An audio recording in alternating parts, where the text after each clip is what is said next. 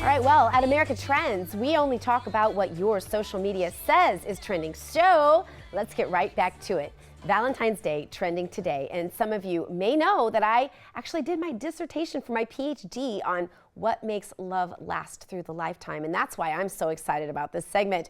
Whether we are single or married or somewhere in between, we all have our stereotypical ideas on what Valentine's Day should look like. Picnic in the park, bottle of wine, diamond earrings, romantic card with just the right words. Well, turns out that whatever you may think makes the perfect love story might be the reason why love doesn't happen in your life the way you planned. Unfortunately, Valentine's Day comes with so much heartache for some people, but my next guest says that all that pain can be avoided by simply knowing how your partner gives and receives love. Here with me now is relationship expert and the #1 best-selling author of Fine to Fab, Lisa Lieberman-Wang. Lisa, welcome to America Trends. Well, I'm excited to be here, Dr. Gina. It's a great topic and one so many people can feel better about in the next day or two and not have to get the heartache they usually do have, right? Oh, I know. I'm so excited to talk to you about this because I really think there are little keys to unlock that you've given us. And I have to confess right up front, my love language, it's gifts.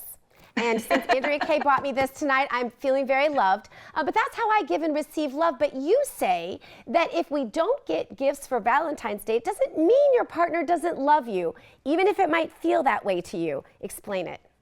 Well, that's the case. A lot of times the way we actually show love is the way we want to receive it. And the things we complain about the most are the things that we want the most. So when we're not even sure of someone's love language, which is really where love stories come from, is the fact that we're already telling people what we want, but most of the time our partner's not listening.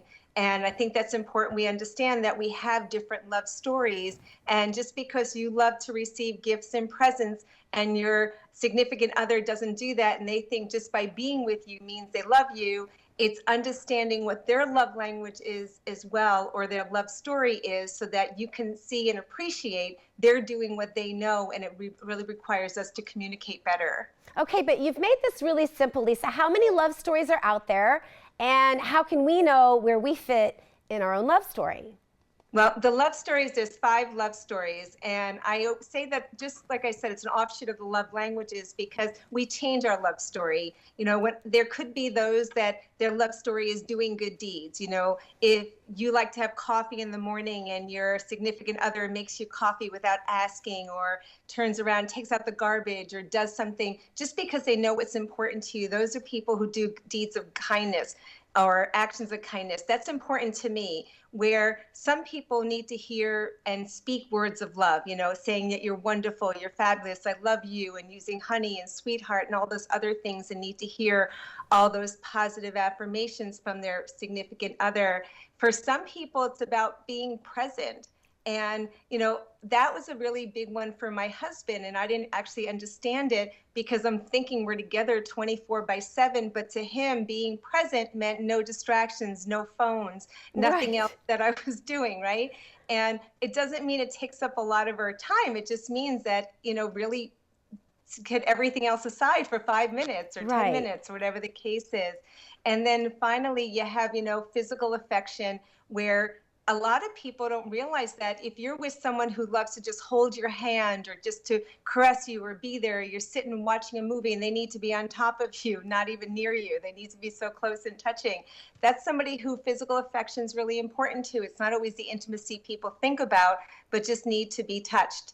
And then the last one is presents. Like you said, you love to get gifts and presents. And, you know, most likely you're the one who's always giving it, but people think presents are Tiffany's and you need to have the diamonds and everything else. The idea of presents comes into effect when it's about the fact that someone took the time to think of you, to do something, to go out of their way to find something that would make you happy. Exactly. But, you know, Lisa, sometimes you can run into problems in what all sounds very romantic, but where do we go wrong? Oh God, where do we go wrong? We go wrong by getting into our head and not in our heart. You know, I always say, when you're in your head, you're dead. When you're in your heart, you're smart. So the biggest thing is to get out of your head and get into your heart. Most of the time people are getting upset with their their significant other because they didn't do something that they wanted them to do. And instead of being in your head with the rules and beliefs and stories that you think they shoulda, coulda, would have done, you need to go into your heart and look at what they did and appreciate and love them for where they're at, and avoid those arguments or divorces or breakups and everything else that come in Valentine's Day when somebody's expecting a present and they think, the present might have been a nice bracelet and they're thinking, where's the diamond ring? That might be a challenge, right? So Right. Look at the effort of what somebody is doing. Again, get out of your head, get into your heart.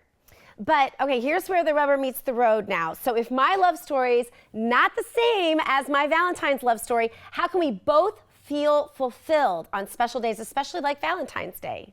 Well, I think the first thing is to communicate beforehand. You'll know your significant other's love story by how they give you love. And if you pay attention, they're giving you love, you'll actually start knowing what they need. And you can pay attention in the ways that you'll start doing things that they want, where it might not be important for your significant other to get gifts, but you might find that for them, it's really about physical affection, and you need to be just more conscious of being next to them and holding their hand. Or maybe it's the fact of something else where we're always doing what we know to actually listen, watch, hear, feel, do what your other significant other needs is really what it amounts to. Okay, and then there are those who are going to spend Valentine's Day solo. We've all done it. What should they know as they navigate their way to their own love story? Well, the first thing I think everybody needs to do is learn to fly, and fly stands for first love yourself. And a lot of times we feel like we're not enough, and we think that if we had someone, we'd be great. The truth is that if you first love yourself, when you meet that right person in your life, you won't be looking for them to fill you up. I love the expression, they say 1 + 1 = 2. Well, in my world, 1 + 1 = 11. And when you come whole, the best relationship is two whole people coming together to make even more versus having someone make you whole. And you have to start with being who you are and not being somebody who you think you need to be to attract the person. And that always comes back to flying, first love yourself. Well, let me ask you this, though. You always hear that opposites attract. Lisa, do opposite love stories attract? Do they work actually for the long haul? Well, I don't know if it's opposite love stories. I think that in any case, you'll understand everybody will have a love story, but I've actually seen them change over the years. I've seen people's love story was all about gifts. My husband, when I met him, he was all about giving me gifts, and I do not have gifts in my love story, but he thought that he had to buy love.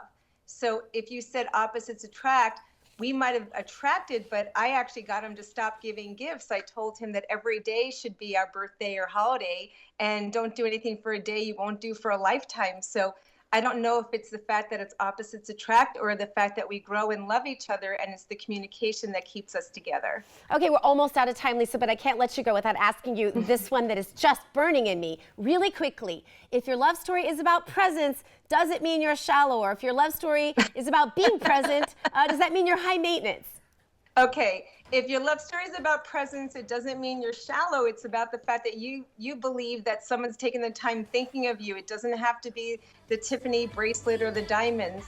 If it's about being present, it's not high maintenance. It's about the quality of the time you're together and really the intention. And quality definitely matters. Thank you so much for being with us. Lisa Lieberman-Wang, she is a relationship expert, and her book, Find to Fab, you can find her on her site, findtofab.com. Thanks for being with us, Lisa. We have more America Trends coming at you right after this. Stay where you are.